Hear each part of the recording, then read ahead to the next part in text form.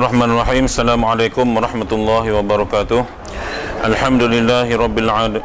Ila syafil nabil kiram Muhammad sallallahu alaihi wasallam wa kafatil anbiya wal mursalin wal ulama'i was salihin wa ila arwahi jami'il qubur al muslimin wal muslimat wal mu'minin wal mu'minat syai'u illahi lahum al-fatihah.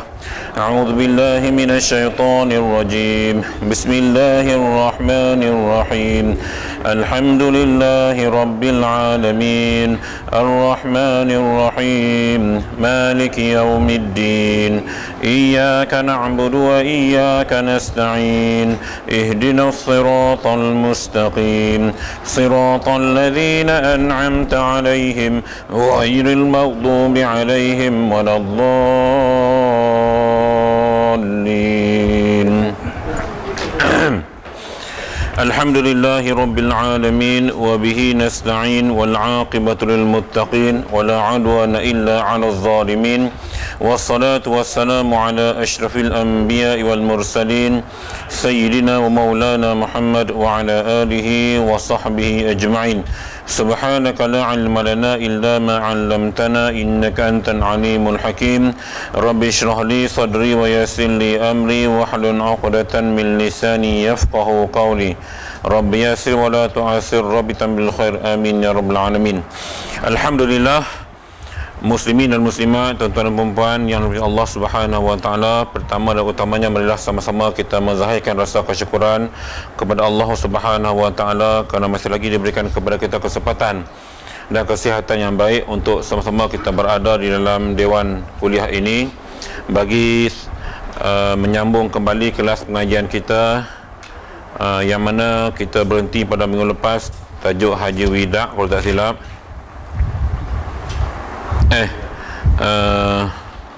Cara-cara tunaikan haji dan umrah. Ya.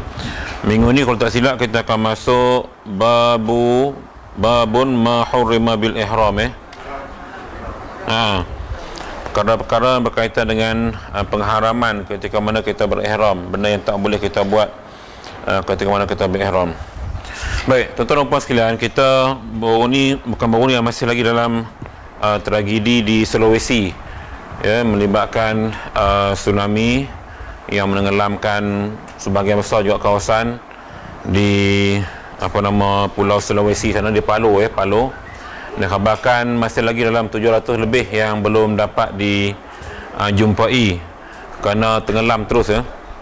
Saya cuma nak tanya tuan-tuan, bila divarangkan kawasan yang diserang ataupun dilanda wabak tragedi itu ialah kawasan yang katanya banyak maksiat LGBT, ya. Cuma saya nak tuan-tuan kembali balik pada sirah, bagaimana Allah Subhanahu wa taala mentembalikkan bumi Sodom, Jordan itu, kaum Nabi Lut, ya, kes yang sama. Ini homoseksual. Jadi kalau kita lihat bagaimana Allah SWT mentembalikkan bumi Sodom itu sehingga malaikat dia angkat, dia hempap, tenggelam habis, tinggal laut, ya, laut mati sekarang ni, kawasan perkampungan kaum Nabi Lut. Dan bila kita lihat apa yang berlaku di Palu ni pun lebih kurang sama, cuma tak angkat tapi tenggelam terus. Cuma kita kena ingat, bila bala Tuhan menimpa umat manusia ni, wala tusibanna alladhina zalamu minkum khassah. Allah dia tak turunkan bala tu pada orang yang buat zalim saja. Okey, mana yang tak bersalah pun akan kena sama. Itu memanglah sebab dia datang dalam bentuk sekaligus. Jadi kita bimbang, dalam konteks Malaysia ni pun nampak isu-isu macam ni pun agak panas, ya. Golongan macam ni pun cuba nak menunjukkan diri mereka. Kita bimbang, takut-takut kita kena sama, ya. Minta simpang, ya. Geng-geng macam ni payah, ya, susah. Tak ada jadi macam tu sebab yang terlibat ramai orang Islam. Ribu orang Islam. Orang kita, kan. Tu bala Tuhan datang sekali. Dia tsunami, tapi tsunami ombak tu satu hal, tapi yang jadi isu yang orang tengah buat kajian macam mana dia boleh tanah tu sup. Dia macam kalau kita kata payahlah buat benang, kan. Dia telom, dia terus tenggelam. Macam lembut bawah tu, terus hilang. Sebab ni yang kawasan gunung tu, yang kawasan bukit lembah tu semua tenggelam, hilang gitu je. Jadi dia hebat teknologi macam mana pun, kuasa Tuhan ni, air pun tak lawan lah. Kan, air tak lawan lah. Dia boleh buat apa saja. So kita jangan kat muka bumi tu. Tuhan kata jangan kita berlagak sombong kat atas muka bumi. Baik, jadi sama-sama kita pakat jaga keluarga masing-masing, jiran-jiran, agar kita tidak terlibat dengan benda yang boleh menimbulkan kemurkaan Allah Subhanahu Wa Taala. Tak simpang. Baik, kita sambung pengajian kita. Bab-bab yang ke arah pengakhiran tajuk haji. Dan lepas ni mungkin bulan depan boleh jadi kita akan masuk tajuk korban dan seterusnya lah, bab-bab fiqh yang mungkin kita tak pernah belajar sebelum ni, kita akan belajar insya-Allah. Babu ma hurrima bil ihram, bab suatu bab pada menyatakan barang yang haram dengan sebab ihram. Ya, sebabnya ihram kita tak boleh buat benda ni, dikira haram, walaupun sebenarnya benda tu boleh buat, tapi sebab kita pakai ihram dan niat ihram, maka dilarang kita buat. Bermula syarat pada haram mengerjakan beberapa perkara yang lagi akan datang dengan sebab ihram itu. Dia akan cerita lah, dia kata banyak. Kalau tengok muka surat kitab kita ni, mau 1, 2, 3 muka surat, 4 muka surat, 5, 4 panjang kita nak cerita bab ni, yang mungkin makan 2-3 minggu juga, sebab dia hurai tu panjang. Jika disengaja jika disengaja akan dia dan diketahui akan haramnya serta dengan ikhtiarnya lagi mukallaf, maka jika ketiadaannya suatu daripada yang tersebut tiada haram. Jadi kalau kita buat benda ni dengan tahu, sengaja tahu, mukallaf, memang sengaja nak buat, maka hukumnya haram. Tapi kalau kita tak tahu ketiadaan sesuatu daripada tersebut, maknanya benda tu tak ada, maka tak jadi haram lah. Jadi hukum di sini, haram itu bila kita buat dalam keadaan kita tahu kita dah diberi penerangan oleh pihak lembaga tabung haji, ataupun pihak wakil tabung haji, ataupun syarikat umrah, tak kira lah Andalusia ke, Raihar ke, banyak di Zuhdi sebagainya. Maka kalau buat dalam kita tahu, mukallaf pula kita, dah memang kita dalam pilihan kita nak buat, maka hukumnya haram dan kena dam. Tapi dia kata maka jika ketiadaannya sesuatu daripada tersebut tiada haram. Kalau tak tahu, Waalaikumsalam, tafadhal. Jelis ke tak jelis ni? Nampak ramai. Ada kosong kat belakang kan? Ada kosong ke? Ada. Yang tak ada duduk depan ni.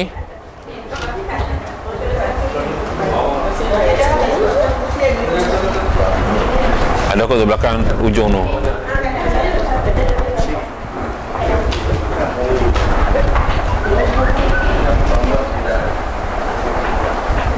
Baik. Dia iklan. Dia yang buat rakaman, dia akan potong iklan. Baik.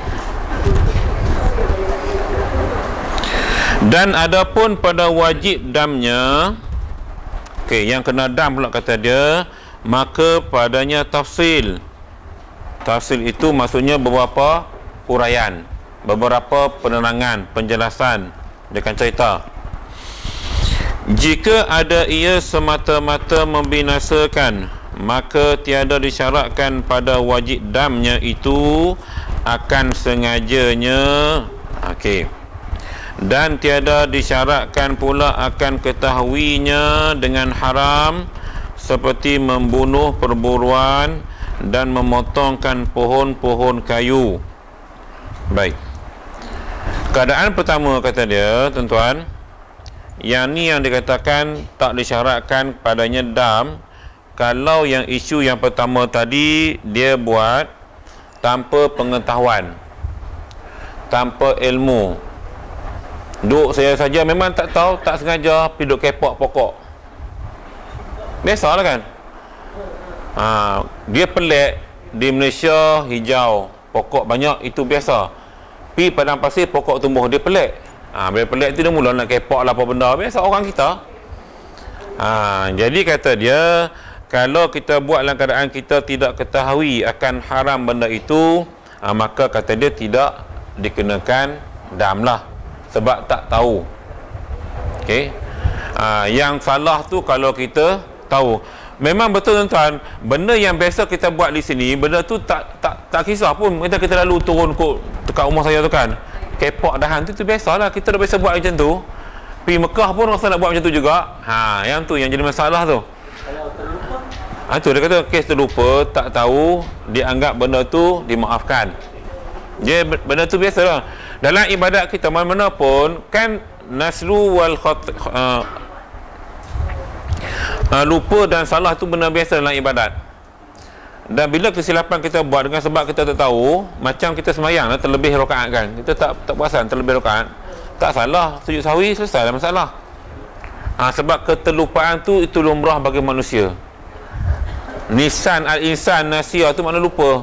Nasia, insan, jenis lupa. Itu benda biasa tuan-tuan ya. Banyak kita lupa ni, bukan sekat bab ibadat. Kira duit pun lupa lagi, biasalah tu. Kan? Kira sekali nak kira 2 kali, kira kali 3, lebih pula. Kira kali 4 tak cukup pula. Pening.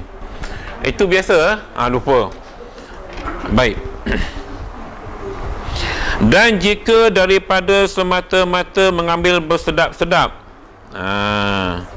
maka disyaratkan akan yang tersebut itu wajib damnya, seperti memakai bau-bauan dan pakaian. Yang ni cerita dia ada purpose. Dia maknanya benda tu dia dengar saja kan. Wangi pokok ni contoh kan. Pakai batang pokok selet kat baju contoh. Kan?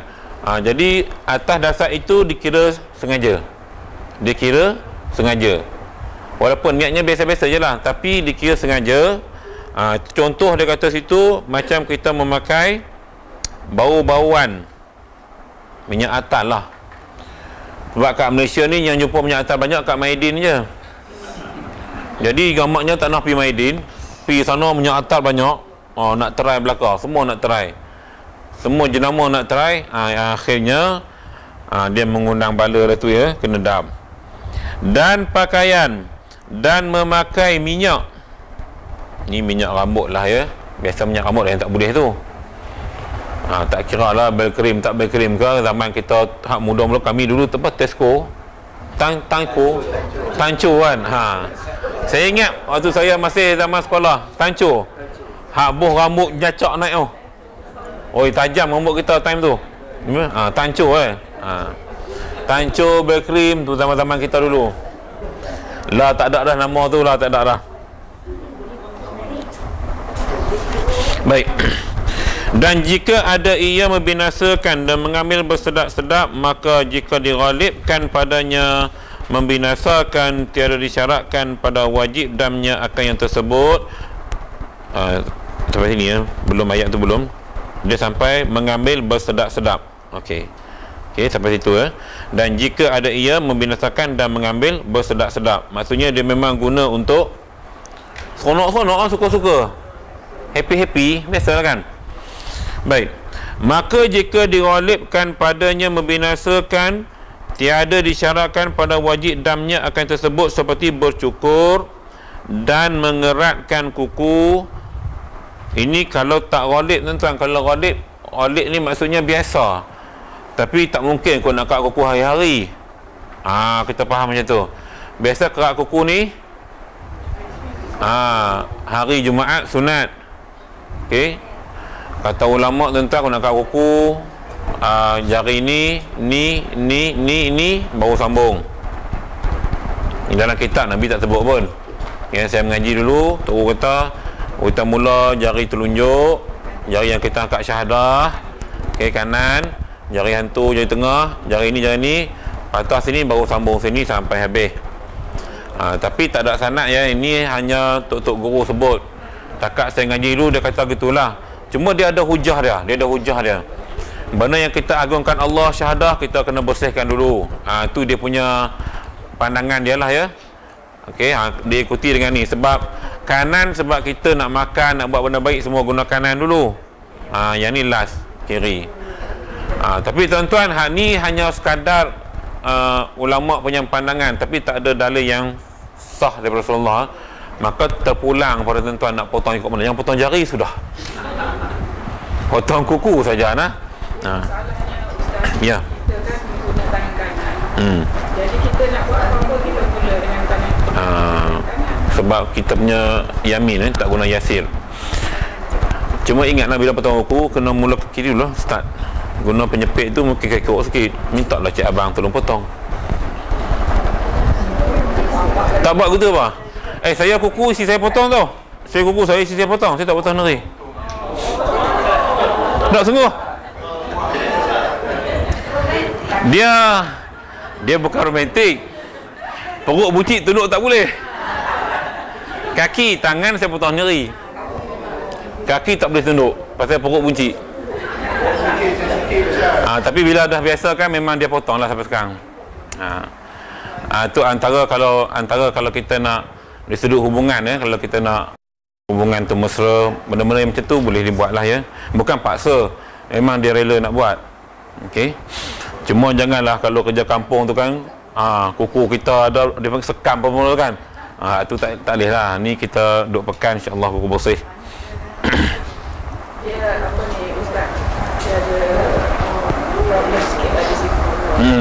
Tak yakin yang dia boleh potong dengan elok. Keyakinan kita kurang. Perempuan dia duk biasakan saiz sini semua okey. Ni potong ni tuan-tuan tengok saya potong neri. Cacat sikit tengah. Biasakan sendiri ikut bedal je lah. Janji pendek. Perempuan tak boleh, dia amat teliti. Specialist perfectionist. Jenis perfectionist ni payah. Semua dia kena bagi sama pendek sama panjang dan tak ada rasa tajam. Kalau garu pun memang terlalu lembut je. Tak ada tajam. Sebab tu di pimpin kuku kita dia ada benda yang kena kukuk tu. Kena asah tu. Nak bagi dia tak tajam. Sebab banyak bahayanya nanti Kalau bayangkan tuan-tuan, kalau kita gosok basuh dubur, kalau tajam macam luka buntut tu. Tak pasal-pasal kena buasir, darah keluar. Tapi tak ada buasir, rupanya kuku tajam. Tu benda-benda yang kena jagalah ya, kena jaga. Islam dah ajar belaka dah. Baik.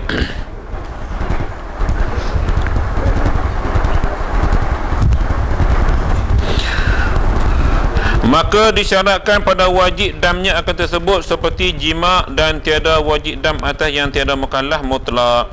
Tapi kalau macam benda jima semua tu wajib lah tak ada pengecualian. Tak ada sengaja benda tu, mengarut je. Mana boleh. Yang lain tu mungkin keterlupaan tu ada.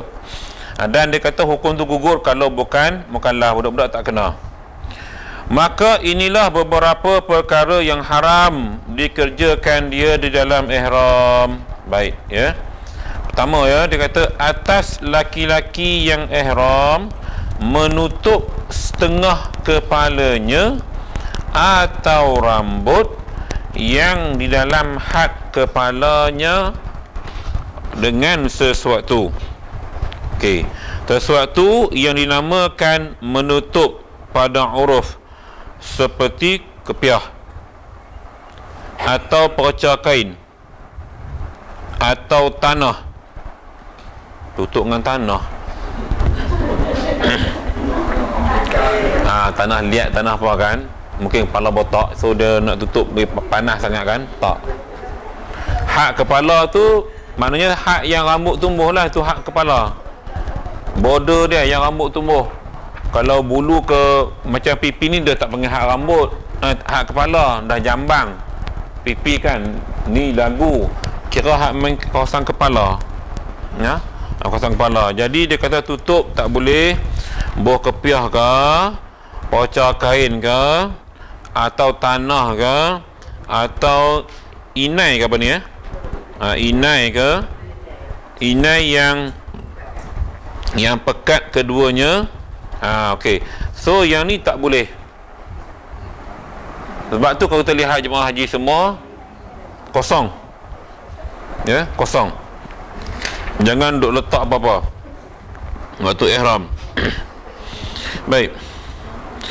Bersalahan yang tiada dinamakan dia menutup pada uruf. Dia kata maksudnya pengecualian ya. Yang kita tak panggil tutup kepala, tapi kalau terkena kita tu dikata tiada masalah lah. Contohnya dia kata seperti berteduh. Maknanya berteduh ni kita pelindung tempat teduh yang tu bukan dikira menutup kepala. Kan kita cuma nak teduh, kepala tak tutup, cuma bayangan ya. Teduh. Ya. Payung ni rasanya tidak ada masalah sebab tak tutup kepala, dia cuma bayangan. Tapi ada orang guna payung sana.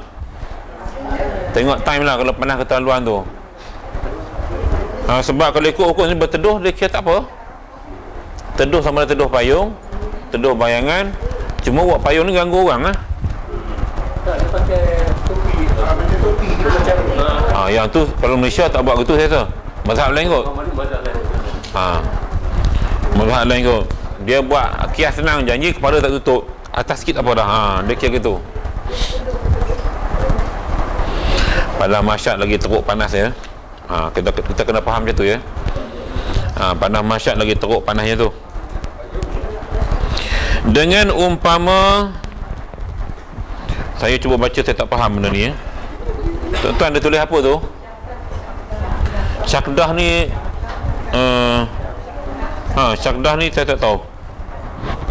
Mungkin istilah tu hanya ada di sana. Apa benda, tak tahulah benda yang menutup kepala tu, kita tak pasti. Tapi benda yang dibolehkan lah tu ya.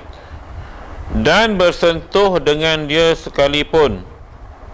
Bersentuh maksudnya sini kena lah berlap ni, kena ni macam ni. Dan menjunjung umpama kufah ataupun karung. Junjung barang junjung ni. Jika tiada dikosokkan menutup sekalian kepalanya atau kebanyakannya atau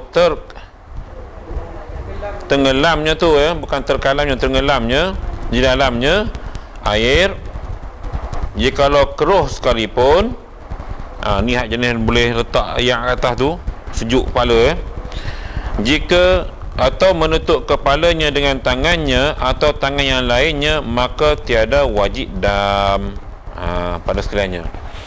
Yang bukan kategori yang dipanggil menutup kepala itu dibolehkanlah. Jadi yang tak boleh tadi ni topi, kepiah, perca kain atau tanah yang exactly kita map kat kepala tu untuk hilang panas. Dia memanglah sebab panas kan, ceritanya sebab panas tu. Okey. Kepala pula botak, memang lagi panas okey. Yang tu ya. Jadi yang macam bayangan dia kata, yang macam kita teduh dengan sesuatu ataupun karung ke apa itu, kita kalau kita tak kosokkan maka tak apa. Kalau kosok tak boleh. Kosok maknanya kita memang niat pakai nak bagi hilang panas kepala, itu tak boleh lah. Dia ni dia katakan kalau tak kosok maknanya memang dah letak, orang dah memang kerja dia tu kan, ada setengah orang kerja junjung tu kan, dia tak boleh, memang dia kena pakai junjung tu juga, tidak tak boleh jalan dia biasa macam tu. Maka dia pakai itu bukan tujuan dia nak tutup kepala, memang itu kerja dia kan. Kalau kita pergi petani semua kan dia duduk bawa letak tu, tak tumpah barang tu, hebat dia punya balancing power, balancing kepala dia cukup cantik, tak sengit tak apa, cantik je barang tu, tak jatuh. Okey. Baik. Jadi katanya tak wajib dam ya, kalau kita tak kosot. Bahkan dia kata pula, jika dikosokkan dengan menjunjung umpama kufah itu akan menutup kepalanya haram, serta wajib dam. Tu saya katakan tadi, niat nak tutup kepala tak boleh. Dan putih yang di belakang telinga ikut daripada kepala jua. Apa maksud putih sini tuan-tuan? Yang di belakang telinga ikut daripada kepala jua, maksudnya kawasan diikat ni. Kalau kita ikat mungkin serempan lah kot, kita lilit antaranya lah ya. Hak jenis lilit ikat di telinga tu, tambat di telinga supaya barang tu tak jatuh. Okey. Dan haram atas perempuan pula, tadi laki-laki, jikalau sahaya sekalipun menutup mukanya atau setengahnya dengan barang yang dinamakan menutup pada uruf. Baik. Itu kategori pertama ya. Maknanya tak boleh tutup muka waktu kita ihram. Okey, cuma isu sini isu yang pakai mudah lah ya. Kita lihat lepas ni penjelasan. Cuma yang kita Malaysia ni rasa saya semua buka belaka. Saya rasa isu ni tak timbul soal fitnah muka cantik ke apa, sebab yang pergi tu semua tua-tua belaka dah. Jadi orang fokus pada ibadat dah ya. Orang tak fokus pada tengok muka orang kan waktu ihram, sebab kita pergi nak ibadat. Baik. Untuk mukanya, bersalahan barang yang tiada dinamakan menutup pada uruf seperti dihantarkan tangan atas mukanya, maka tiada haram atasnya. Tuan-tuan, perempuan tangan tutup gitulah. Mungkin makan petai banyak takut mulut bau kan, kita tutup kan sambil kita pakai ihram. Mana tahu bawa petai daripada Malaysia pergi ke sana. Takut bau tu tutup, tu dia tak kira salah ya, sebab kita guna tangan, dia tak panggil penutup muka. Ya, kita cuma tutup nak elak nafas kita berbau ya. Tetapi kata dia, wajib atas perempuan bahawa menutup ia daripada mukanya kadar yang tiada dapat menutup sekaliannya kepalanya, melainkan dengan dia ya, kerana kepalanya aurat. Jadi dia kata tutup ni sekadar yang kawasan zon kita tutup rambut kepala lah, tudung lah ya, tudung. Jadi yang lain tu nampak tak apalah ya. Tu dia katakan tu ya.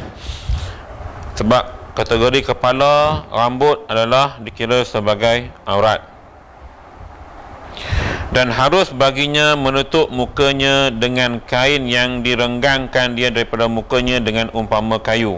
Ni mungkin mudah lah ya. Harus je lah ya.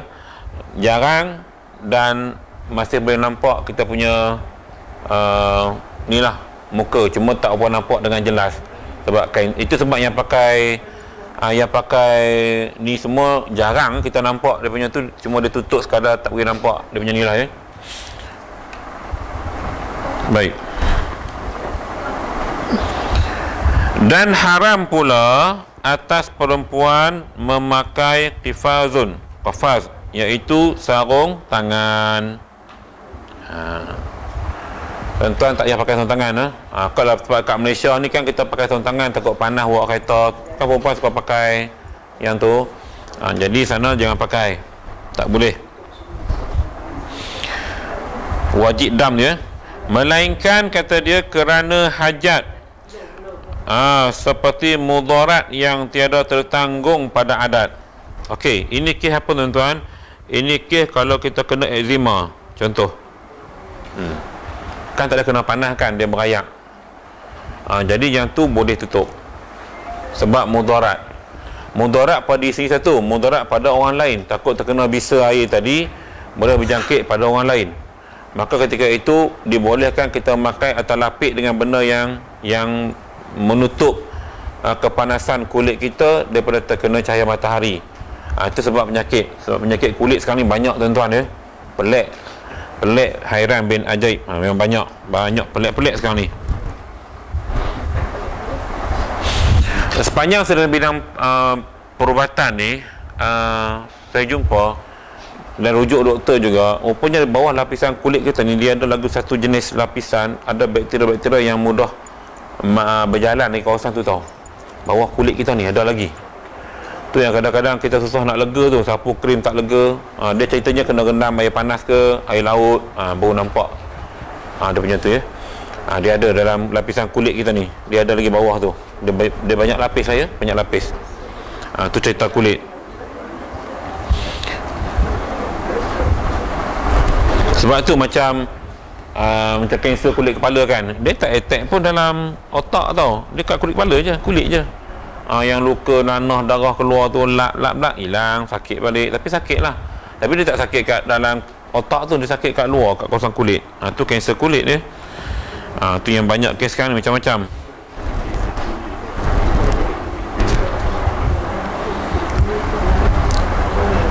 Dan tiada tertanggung pada adat, dan jikalau tiada mengharuskan tayamum sekalipun. Nampak ya masalah kulit kita tadi sampai tak boleh tayamum. Seperti sangat sejuk atau sangat panas, atau kerana berubat, berubat atau seumpamanya. Ni kes boleh pakai bagi perempuan ya.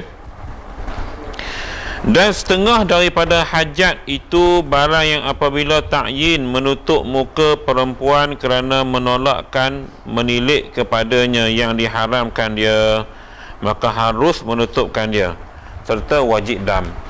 Kena tutup juga tapi wajib dam. Menilik apa maksud? Takut orang tengok lah. Mungkin yang pergi itu Miss Universe ke, kan orang tengok, oh cantik di dunia ni, orang nak tengok, maka dia kena tutup, tapi kena bayar dam. Ni kes-kes gitulah, terpencil lah, kes terpencil ya. Terpencil. Baik. Sebab dia ada banyak tuan, saya jumpa ada pesakit saya baru ni tuan, dia hidung dia tu dia dia meropong, jadi dia terpaksa pakai perempuan, so dia kena pakai ni sebab nak elak keaiban maknanya nak elak orang tengok. Ada ya. Dia jadi berubah macam mana tau. Takut sekarang tuan, sebab bila ada kes kanser, dia isu ni bila kena Lin Chong Wei tu je. Bila Lin Chong Wei tak kena, orang tak tahu pun. Bila Lin Chong Wei kena, semua pakat alert, dah mula takut. Kanser hidung. Kanser hidung. Yes. Dia punca resedung lah. Tuan-tuan, resedung ada 14 tanda. Resedung ada 14 tanda. Kita duk biasa resedung ni, kita tengok orang duk bersin pagi-pagi kan, sampai boleh tasbih tau. Asyim, asyim, asyim, asyim. Yang tu yang biasa. Dan ada kadang-kadang dia bersin bila terhidu bau belacan. Walaupun 2 km dia boleh bersin. Mana hidungnya tu lebih hebat daripada hidung unit angin pengesan polis. Hebat resedung dia tu. Resedung kan tak? Resedung. Mata berayak, hidung gatai, jerawat tumbuh, rambut luruh. Guguk lah rambut luruh, kita kan tu resedung. Yang paling teruk ketika kalau tumbuh ruam kat belakang. Yang ni yang gaban punya. Tahap gaban. Terutama lelaki kat kena, dia tumbuh ruam kat belakang. Yang tu resedung yang agak kronik. Ya. Sebab tu kalau kita pasang kadang-kadang bila kita duk picit muka, dia keluar putih-putih kat hidung tu kan. Dia tu. Kita mudah kena sebab pemakanan kita. Dia tak ada belacan, tak sah. So belacan tu lah banyak udang, banyak dia punya ramuannya tu yang menyebabkan benda tu ada, simptom sinus tu ada. So bila tak dirawat benda tu, baru dia merebak kepada kanser. Tu yang ramai kena tu. Yang penggemar air asam, saya gemar juga, tapi tak adalah makan hari-hari. Makan ikan bakar adalah ya, tak ada ikan bakar memang tak ada. Asam belacan tu. Sebab tu air asam Arab tak ada belacan. Tuan-tuan makan nasi Arab kan? Kan ada air asam dia bagi, mana ada belacan? Itu sihat. Kita belacan tu wajib al-gunah, wajib bubuh. Tu yang jadi masalah. Jadi so kena ni ya. Memang sedap di mulut, sedap. Lidah pun sedap. Dia sedap ni sekat lidah, telan habis lah. Jaga tuan-tuan, jaga. Tu isu-isu yang ya. Sopa. Sebab tu kajian Kelantan, resedung Kelantan, penganutnya ramai, penganut resedung tu ramai. Pengidap ya. Sebab dia makan budu banyak. Satu sudut dia sihat lah, sebab kandungan nutrisi tu bagus, nutrisi dia bagus ya. Cuma ada bahan yang tak elok untuk hidung ya, gatal. Sebab itu tuan-tuan, kenapa bila berwuduk tu sunnah kita basuh, hembus keluar tu tuan-tuan. Dia bukan setakat kita hembus lapisan habuk semua masuk kat hidung, tak. Hakikat di sebalik hikmahnya kita menghembus penyakit tu keluar. Sebab tu bersin ni, kalau bawah 3 kali itu bersin buang penyakit. Bila bersin lebih 3 kali itu bersin ada penyakit. Yang tu yang sebenarnya bagus bersin tu, cuma dia jangan kerap. Kalau kerap tu memang penyakit. Dia tak lebih 3 kali. Dan bila kita bersin, jantung kita berhenti pam. Asyim tu pop, dia berhenti kejap, lepas tu alhamdulillah dia jalan balik. Berhenti terus, innalillah, kita sebut juga. Sebut juga. Kes jantung kan, lah kan banyak kes jantung. Dia gitu tuan-tuan ya. Pendek kata kena ingatlah dia ada berkait tu. Dan semua syarat Islam dah ajar panduan hidup kita dalam Quran Allah sebut, hadis Nabi sebut. Kalau kita dapat ikut betul-betul cantik, indah kesihatan kita ni, tak ada masalah sakit. Ni sebab sakit tak ikut, payah. Makan bismillah tak baca. Lupa manjang lupa. Tengok sedap dia, terus. Tu bismillah tak kira doa gitu, kira bismillah je tu. Doa tu lagilah ya. Bismillah aja. Baik. Dan haram atas laki-laki memakai sesuatu yang meliputi tubuhnya atau suku-sukunya pada barang mana anggotanya seperti kis janggutnya. Al-kisu ni kita dok bawa alat kis ni dia macam beg lah, macam kantung karung kecil ya, kita gantung kat badan kita. Cuma Allah dibenarkan kita bawa beg yang tabung haji bagi tu kan, yang tu pengecualian lah sebab dokumen kena bawa. Ini cerita zaman dulu kan, duk bawa pisau cokok tantulah apa semua dia bawa siap-siap. Tu yang dia kata tu kis janggut tu ya. Yang tu tak boleh. Kit lah kalau kita lah KIT lah. Orang putih pinjam bahasa Arab. Sama ada dijahitnya atau ditenunkan dia. Tak kisahlah benda tu. Tapi kalau kita belajar dalam bab haji ni, berjahit dah tak boleh dah ya. Atau disemat dengan umpama jarum atau lainnya. Okey. Maka tiada mengapa disangkut umpama tali pedang. Tu yang kita boleh tu, yang tabung haji bagi beg sandang, itu boleh ya. Tali pedang atau tali mushaf. Tali mushaf tu yang orang dah baca Quran sambil berdiri tu dia baca boleh, dia gantung Quran dia boleh, ada alat dia tu. Kalau jadi imam pun dia boleh tengok macam Ustaz Zafar imam tarawih kan dia tengok Quran tu. Jadi dia boleh tengok, dia ada gantung, dia boleh baca. Okey. Tak ada masalah. Dan ikat pinggang yang diselitkan dia atau sekali ikat dengan tiada disimpulkan dia. Itu benda yang dibolehkan lah. Maksudnya benda tu dia bergantung, dia tak ikat simpul mati. Okey. Itu laki-laki. Dan haram atas laki-laki lagi dan perempuan juga memakai barang mana minyak pada bulu kepalanya. Rambut dah tu ya. Basah dulu ya bulu kepalanya. Sebab tu buah rambutan ni Arab lama dia panggil Abu Syair, bapak bulu. Rambutan tu dia panggil bapak Abu Syair. Zaman dulu lah, anak dia tak kata rambutan lagi. Zaman tu dia tengok bulu banyak, dia kata Abu Syair. Abu tu bapak, Sya'run rambut kan, bapak rambut, bapak bulu lah. Rambutan tu maknanya gitu. Atau bulu mukanya, jambang lah, jambang ya. Dengan sengaja, dengan sengaja tak boleh lah ya. Dan jika pada ujung seorak bulu sekalipun tak boleh tuan-tuan. Apatah semua, sikit nak celek minyak pun tak boleh. Okey, walaupun saja kita nak try, selai je, selai pun tak boleh. Atau tempat bulu yang dicukurkan dia pun tak boleh. Dia dok faham bulu tak boleh, bila tak ada bulu, boleh kot, tak boleh. Tempat cukur tak boleh. Maknanya yang boleh tempat yang tak tumbuh bulu lah. Kalau pipi kita bahagian depan ni mungkin tak apa kot sebab tak ada bulu. Kalau yang macam jambang kalau lelaki kan, tak boleh lah tempat tumbuh bau tu, jambang tu. Dan wajib dam atas keduanya. Okey, maknanya dua-dua kena dam, lelaki dan perempuan. Okey, nampak. Jadi kira cerita senang faham tuan-tuan. Nak menghadap Tuhan musim haji, dia tak bagi make up elok-elok lah. Maknanya untuk sembahyang betul di sana sebab nak bagi sama rata, nak bagi sama rata tetamu Allah. Yang datang bukan semua kaya, yang miskin tak nak jumpa minyak rambut pun ada.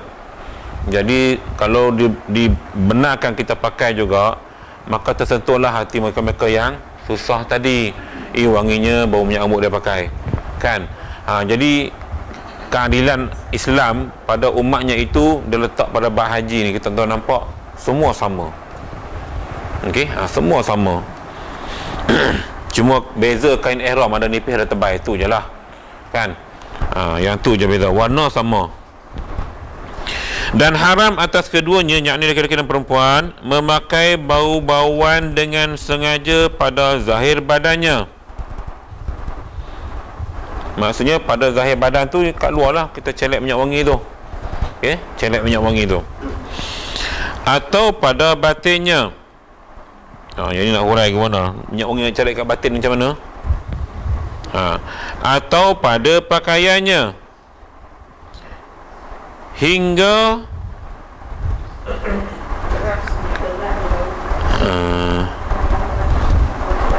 keras ke ni? Jauhi lama kahwausin. Kalau ikut ni kaosnya tu gaus, nak kata macam mana, pakainya hingga kaosnya tu kasut. Okey, kasut bukan keras ya, kaos tu. Tapi tuan-tuan jangan baca kos tu bajet, tak boleh. Kaos dengan barang apa bagi bau-bauan, tak kisahlah ya, yang ni bau dia spray kat kasut kau semua tak boleh. Yang dikosokkan bauan, maknanya memang dia niat tu nak bagi bau.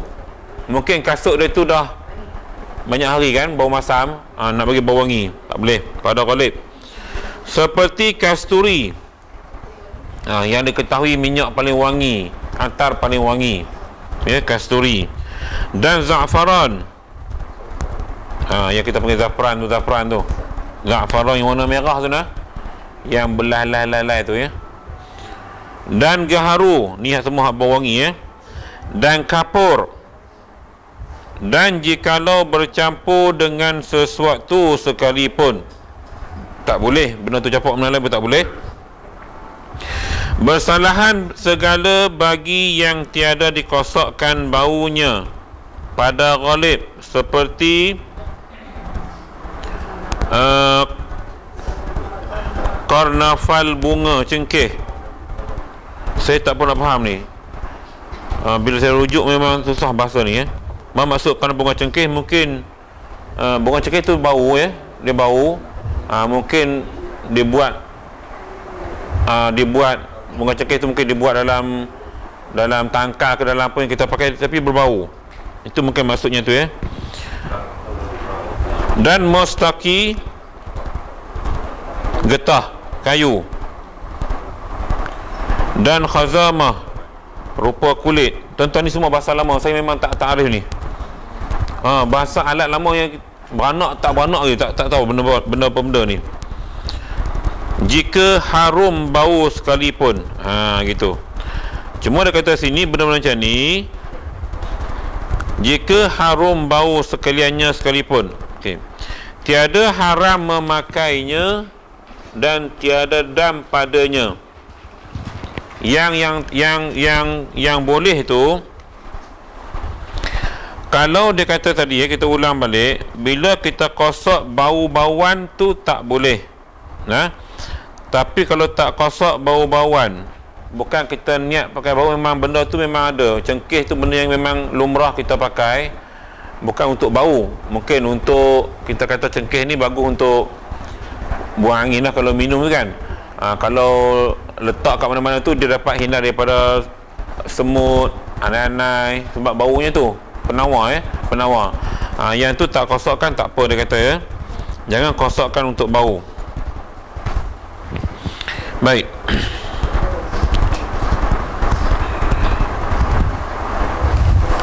Tiada haram memakainya dan tiada dam padanya, maka segala dam memakai pakaian dan memakai minyak pada segala bulu yang tersebut, dan dam memakai bau-bauan sekaliannya dam takhyir dan takdir, iaitu satu kambing atau biri-biri, atau diberi 3 gantang makanan bagi 6 miskin, atau puasa 3 hari. Dam kita akan belajar lepas ni. Saya ajar minggu lepas takhyir takdir, takdir takdir. Dia ada banyak, dia 4 jenis kategori dam ya. Jadi untuk kes pakai bau-bauan ni, senang fahamnya, pakai minyak wangi ke sebagainya di pakaian, maka jenis dam yang dikatakan dam untuk kategori ini dipanggil dam takhir dan dam takdir. Pilih dan telah ditetapkan, pilihan tapi dah ditetapkan apa benda yang kena pilih tu. Sebab itu dia punya pilihan dia, yang pertamanya 1 ekor kambing. Atau di sini kalau tak mampu ya, atau tu maksudnya pilihan, kalau tak mampu dia beri 3 gantang makanan kepada 6 orang miskin. Tak mampu juga puasa 3 hari. Ni dam yang jenis minyak wangi. Tuan-tuan ingat balik ya. Kalau pakai minyak wangi kena dam, maka damnya ini je. Puasa 3 hari, makan 6 orang miskin, 3 gantang gandum atau makan asasi ataupun kambing. Tapi dia kena ikut turutan.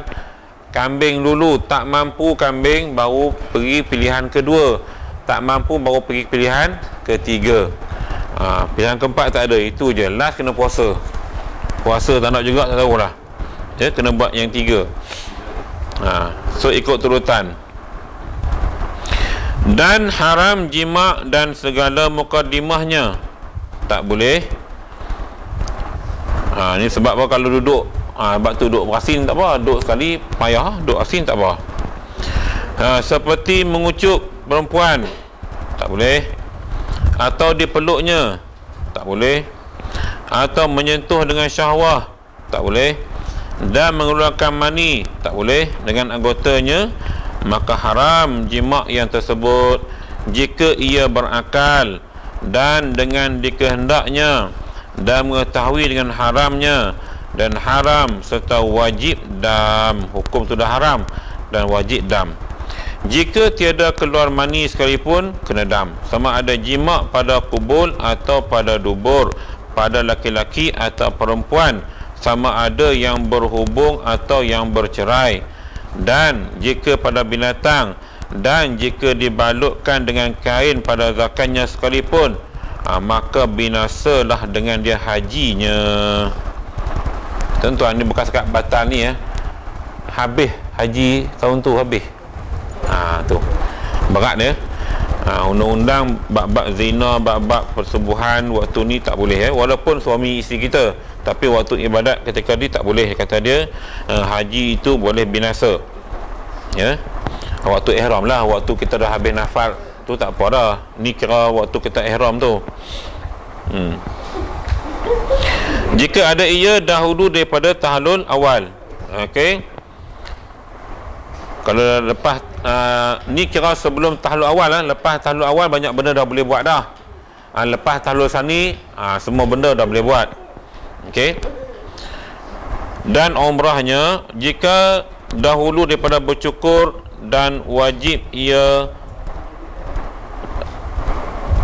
tamamkan keduanya, dan wajib diqadakkan keduanya dengan bersegera pada tahun yang dihadapannya. Ceritanya haji kita batal, kena buat tahun depan balik. Tu jangan duk ni dengan isi masing-masing, duk bilik asing-asing tak apa.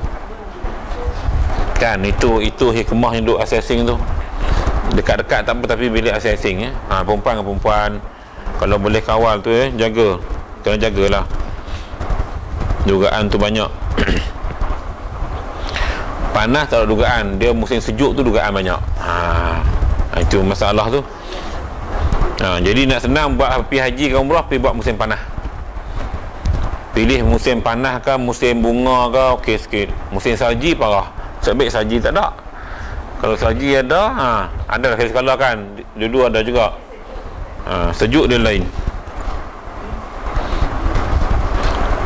Baik. Dan wajib pada dam itu ya, 1 unta.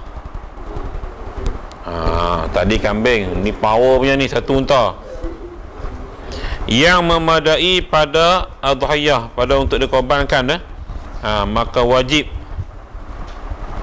Maka jika lemah ia, maka 1 lembu. Ni hakik jima' tadi ya. Jima' ke bersentuh, ada syahwah ke, tak kira lah. peluk menimbulkan syahwah ke, semua benda tu yang dikatakan haji kita batal.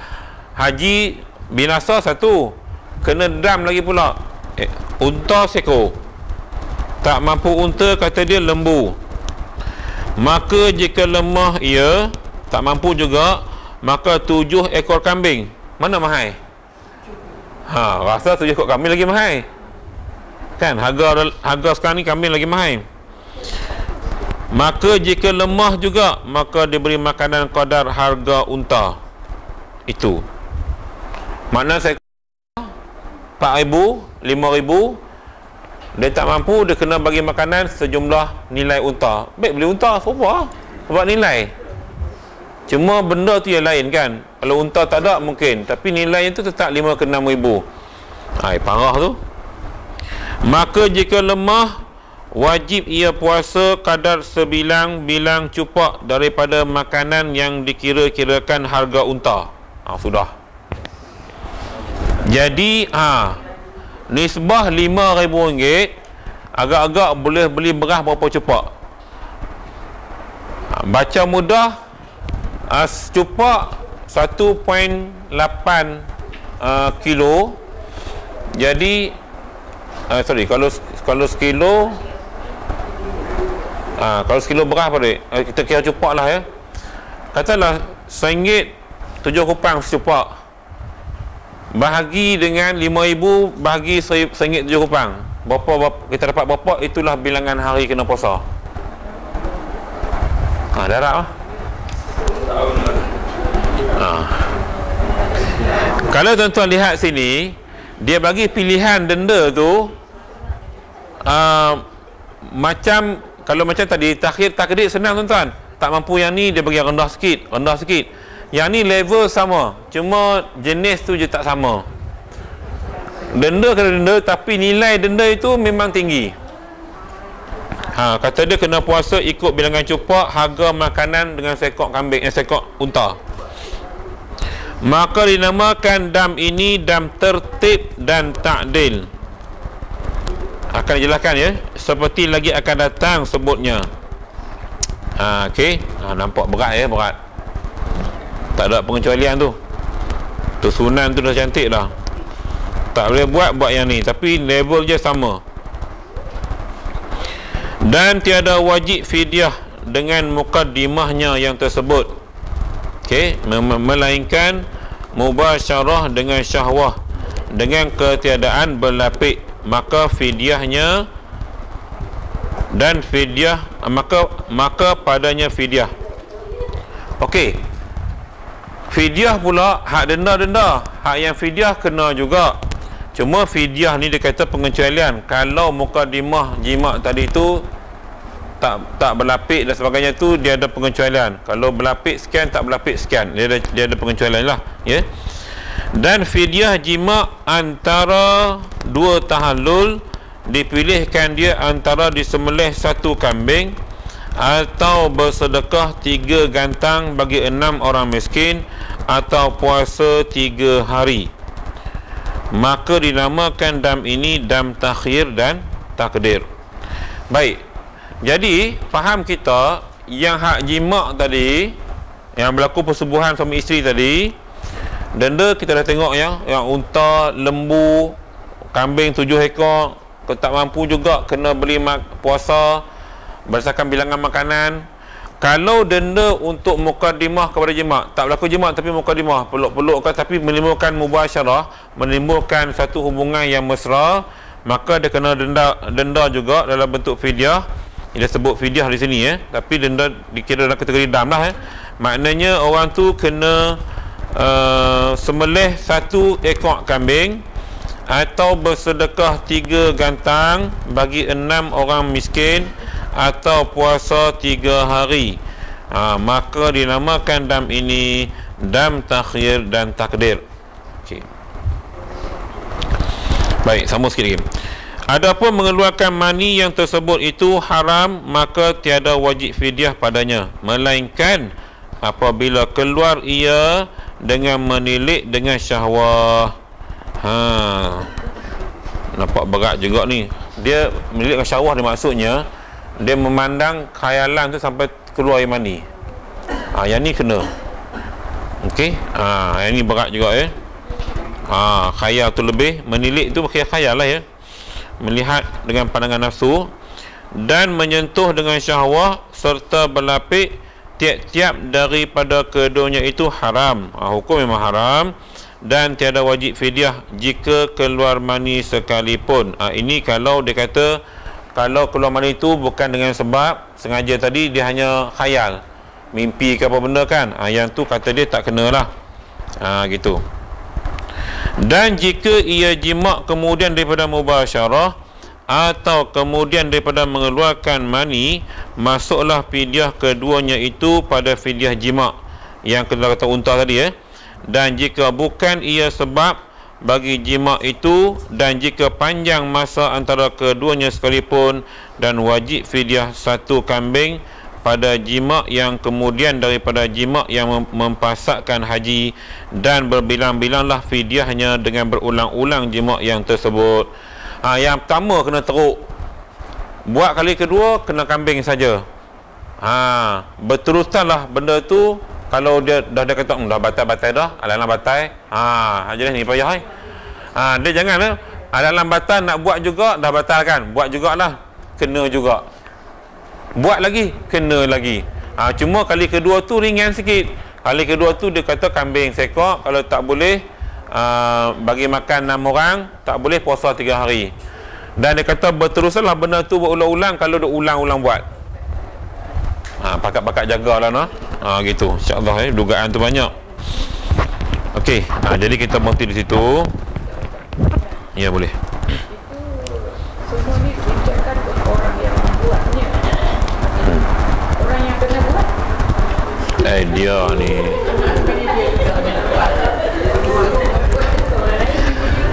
Tekan tepuk tangan sebelah tak bunyi kot noh. Bahasa orang tertua tak? Tepuk tangan sebelah tak bunyi, dia kena 2 belah. Sebab tu kita di Malaysia kononnya kan, yang baru berkahwin dipanggil bulan madu kan. Jadi hak kita Mekah ibadat ni jarang baru berkahwin. Biasanya orang baru kahwin ni dia pergi umrah je kot, kalau dia niat nak umrah. Tapi kena jaga benda macam ni lah. Setakat ni lah tak ada, belum ada kes kot, belum ada kes. Tapi mungkin ada lah kalau kita sebut. Sebab kita yang pergi, sebab tu dalam konteks ibadah haji ni, orang pergi tu orang yang dah matang, yang dah ada kewarasan berfikir. Cuma sekarang ni kita bimbang dengan suasana pengaruh media sosial yang banyak tular ni dalam handphone kita, internet pun dah free semua.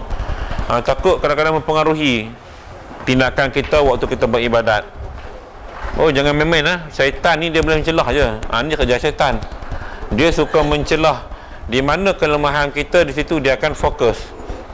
Sebab tu kita ni kalau boleh, kalau rasa seorang kita tak dapat kawal, kita kena berdua, bertiga, berempat dalam grup. Okey. Dia lagi tempat macam tu lagi banyak ujian. Tempat macam tu lagi banyak ujian yang kita kena hadapi. InsyaAllah kita pakat-pakat jaga. Mudah-mudahan ibadat haji kita buat yang lepas ataupun yang akan datang ni Allah terima. Okey. Dan insyaAllah kita akan sambung dalam bab dan haram atas orang yang ihram. Sambung banyak lagi ya. Nikah dan sebagainya tu banyak lagi. Yang baik itu daripada Allah Subhanahu wa taala, dan tidak baik itu datang daripada kelemahan yang ada pada diri saya sendiri. Aku qul astaghfirullahalazim wa lakum. Wassalamualaikum warahmatullahi wabarakatuh. Bismillahirrahmanirrahim. Alhamdulillah wassalatu wassalamu ala Rasulillah wa ala alihi wa sahbihi ajma'in.